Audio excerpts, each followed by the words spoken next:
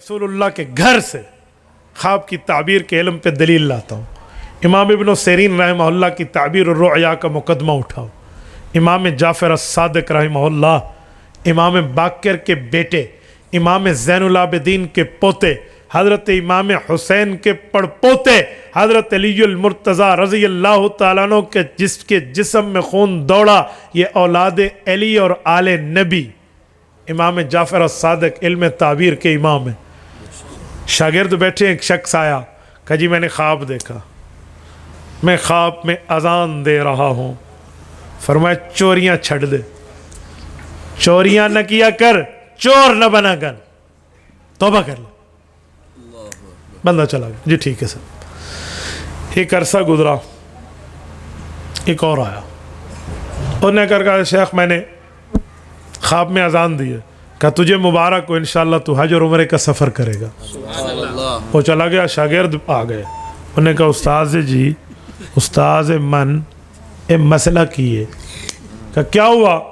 کہا یہی خواب اس نے دیکھا تھا اور آپ نے فرمایا چوریاں نہ کیا کر، چور ہے تو، اور یہی خواب اس نے دیکھا ہے، اسے حج کی خوشخبری دے دی. کیا مطلب؟ یہ ہوتا ہے علم کا ماہر آدمی، یہ ہوتی ہے مہارت، ایکسپلینیشن، جو وضاحت کے انداز میں، اور اسپیشلائزیشن، مہارت ملنا، یہ ہر بندے کا کام نہیں ہے.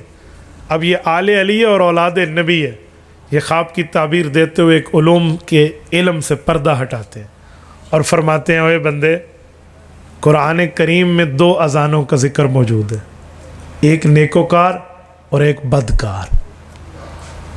ایک کیا ہے؟ اذن مؤذن ایتھا العیر انکم لسارقون، سورۃ یوسف. یہ اذان چور کے معاملات کی طرف اشارہ ہے.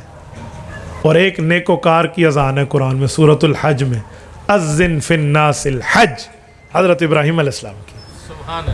اس سے پتہ چلا کہ اذان کا تعلق ظاہری حیثیت سے بھی ہوتا ہے. حجی بندہ کیسا ہے؟ کہ جی پہلا جو آیا تھا اس کو آپ جانتے ہو؟ کہ جی جانتے تو ہیں، بڑا عجیب آدمی ہے، بڑا بدکار ہے، چوریوں میں مشہور تھا. تو ہم نے سمجھا آپ نے ویسے ہی اس پر دباؤ دیا. کہ جی نہیں، کہ جب اس جیسے بندے نے اس جیسا خواب دیکھا تو میں نے کہا تیرے ہاتھ کٹ جائیں گے، بچ جا، چوری نہ کیا کر. اور جو دوسرا آیا جس نے کہا میں نے اذان دی، وہ کیسا تھا؟ کہ جی حاجی قاضی تھا، نمازی تھا، بڑا نیک آدمی تھا، تقوی طہارت والا تھا، صوم و صلات کا پابند تھا، للہیت رکھنے والا تھا. تو کہا پھر نیک آدمی کے لیے اذن فی الناس الحج.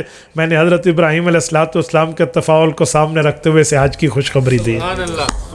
اس سے پتہ چلا خواب کا تعبیر کا علم بڑے بڑے طریقوں میں ہوتا ہے.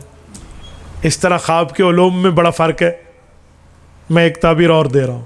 امام جعفر الصادق بیٹھے، ایک شخص آیا، اس نے کہا حضرت آپ بیٹھے ہیں، گرمی کا زمانہ ہے، پسینہ پسینہ حال ہو رہا ہے. کہ جی میں نے خواب دیکھا، میری منجھی تلے آگ لگی ہوئی ہے، چارپائی کے نیچے آگ لگی ہوئی ہے.